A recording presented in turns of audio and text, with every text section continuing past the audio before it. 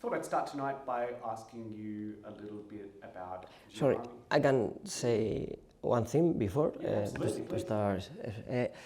I wanted to thank you for staying for the Q&A because it's not easy, I think, with these chairs. My ass is in pain, and the sound. Just the ones that everybody else. Yeah, and the sound of the screening of. I think the speaker has a problem with the bass or something, so it was a little bit painful. Sorry, I had to say that. Of course, that's yes.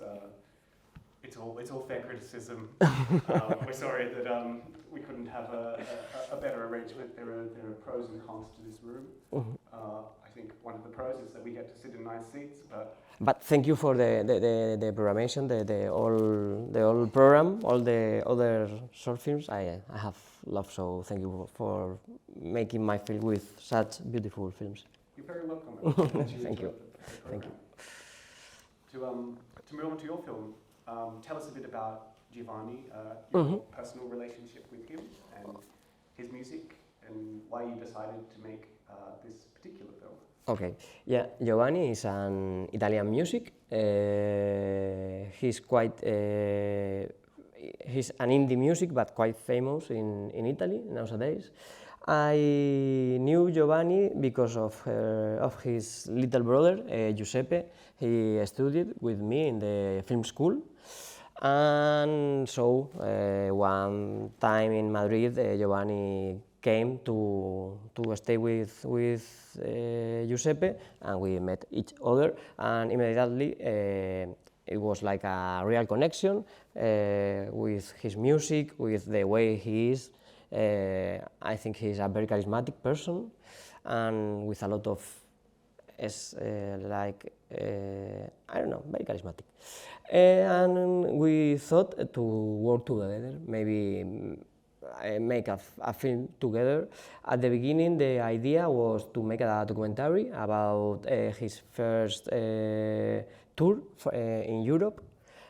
So we went with Giuseppe, his brother, and with Oscar, another friend who made the sound, the direct sound of the film. We were with Giovanni in Berlin, Paris, London, and 2 or 3 other cities. He gave concerts. How long were you on the road for? Like 15 days on the road. But I didn't want to make a documentary. I wanted to make a fiction about a musician. And between concerts, we shot like fiction sequence that I wrote on the road, very easy. And after the shooting came out this idea of the note of voice by Clara, the text. So I wanted to experiment with these materials, the way of documentary material and this voice. It's like 2 different times, no? The Giovanni's normal lifetime after the concerts and after in Rome, and this moment of his life, the moment of the note of voice, who is very important for him, the moment where Clara, I imagine, one night in Spain, she makes this note and send to Giovanni in the fiction of the film. And yeah, this is the way the film finally came out, like this collision between these 2 times, these 2 different materials. Wonderful, thank you. It's so interesting that we have both this kind of documentary element of the film of Giovanni performing, and then we have this fictional element too that you shot on tour. What really interests me is that you wrote the voice note afterwards. I didn't realize this before. And I'm curious how, when you arrived at that idea, like what made you feel like that footage the fictional footage you shot alone was sort of not sufficient without that. Mm-hmm. And how did you go about composing the note? Was there any kind of inspirations for the contents of the letter, or you just sort of Yeah. came up with it? I for sure I wanted to make a love film or no love film. So I knew that the note of voice was about that. And by the time I was obsessed by a text by La Tristura by Celso Jiménez. He's the person I write my scripts. He makes theater, and I asked if I can adapt this text by Clara. He's in one play of him called El Sur de Europa. It's in a different way, and this text is an adaptation from the text by the theater play. It's adapted. How much of the original is part of your text, and how much is kind of reforming of it? I don't remember anymore. Yeah. Thank you so much. One thing that we talked a little bit about last night that I'm very interested in by your film is the theme of passage and transportation. Mm-hmm. We have, particularly at the start, a number of moving vehicles, that this is something that, in terms of tour life and being on the road, is a part of your job and your daily existence. And it's an interesting thing because generally as humans we're used to being grounded, we're used to living in a particular dwelling rather than living in this kind of movement between two places. I'm wondering if that was something that you wanted to form into a theme in the film, this sort of passage or movement, or whether that just kind of came with the circumstances of production.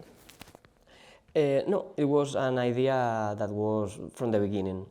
This kind of travel from the north of Europe to the south of Europe. And yeah, I wanted to tell in a very minimalistic way, the tour, only one concert, only one song, only one take. The travel is like this moment, this second sequence in the Eurotunnel. That for me was kind of miracle because we wanted to shoot in one only take this travel, because I was like, it was like, it's incredible, the Eurotunnel, no? You are with the car, with a lot of cars, and you go into a train of cars, and you travel under the earth, and you arrive to France. It's like, wow. For me, it was kind of time machine. And we make two shots. The first one, we roll out of material, 11 minutes, one shot, before going into the train. But in the second one, it was the miracle, because we went into the train and we went the first one in our compartment, so we can go all the tunnel along without any car in front of us. For me, was kind of in one shot. It was kind of miraculous thing. That's quite incredible. So you had to go through this is the channel between London and Paris. You had to, Dover and Calais. You had to do 2 takes, correct? And the second take, you just happened to be at the front so that you could see the tunnel. Yeah. Yeah. That's very interesting. I'm also curious because you're shooting on film, correct? Yeah. Recorded on film. Was this part of the reason that it was so difficult to construct that shot, because you have limitations on the length Exactly. of the reel? Yeah. Did it prove to be an expensive exercise in that respect? Yeah. Shooting on film? Shooting on 16 was also a decision from the very beginning, because we were on a trip, kind of punk attitude, Giovanni with his piano in his band, we on a car, and I thought that if we shoot in digital, we are going to be like, in Spain there's a way of saying pollo sin cabeza, Carlos, como Not thinking, but filming in digital, in the middle of the travel, but with 16, very few material. You have to think very well where the camera has to be, what to shoot, what not to shoot, and for me, this film was like very precise moments in Giovanni's life, so one take per sequence, no? So was kind of the idea from the beginning. Thank you, that's fascinating. In some ways it's actually the material value of film that makes the take so significant. It means that you have to get it right the first time, and that adds a kind of layer of pressure to the production process. Yeah. Wow. I might open up to the audience now and see if anybody has any questions. Here we go.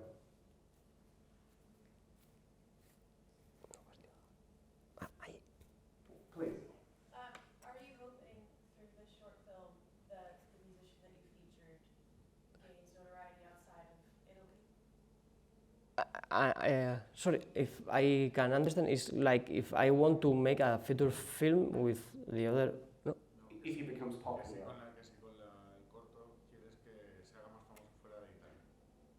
Giovanni.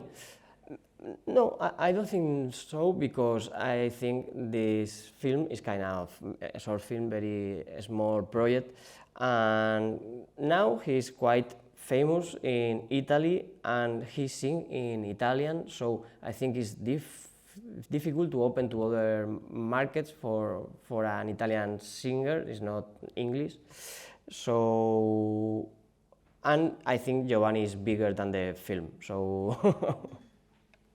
So maybe you're hoping that you will gain your notoriety out of working with Giovanni. Can you tell us a little bit more about his music and what that means to you personally? The last track in particular, it's a very powerful song. There's a lot of sustain, and wondering as well whether you found the live performances in particular to be invigorating. Do you listen to his records as well? Tell us about the music. Yeah. The first thing I have to say about the music is that the two songs, Eva and Amici nello Spazio, they are my two favorite songs by Giovanni, so I am very lucky the two songs to have in my film. And the second one, Amici nello Spazio, after the tour, Giovanni was making experiments with his piano. I try to explain that. He made like pedals, electric pedals, in a piano. So he was experimented with distortion from the piano, from the pizzicato, all this. Are they guitar pedals? Is that what he's using? Yeah. To the piano. Wow. And she's the way he gets that kind of sound. It's like in between piano and electric guitar. And he was experimenting these kind of things for his new album. Does he perform with them, or it's just this sort of work in progress? In the film, it's a work in progress. It's an experimentation. Yeah. So in some ways, you're sort of pre-documenting. Yeah. Do we have more audience questions? In that case, I might invite everybody to thank Gabriel again. Thank to you, and thank to film and for being present today. Thank you, and thank you for staying in the Q&A and in the projection. And I'm very happy to be here in Reykjavik. It's great to have you. Thank you.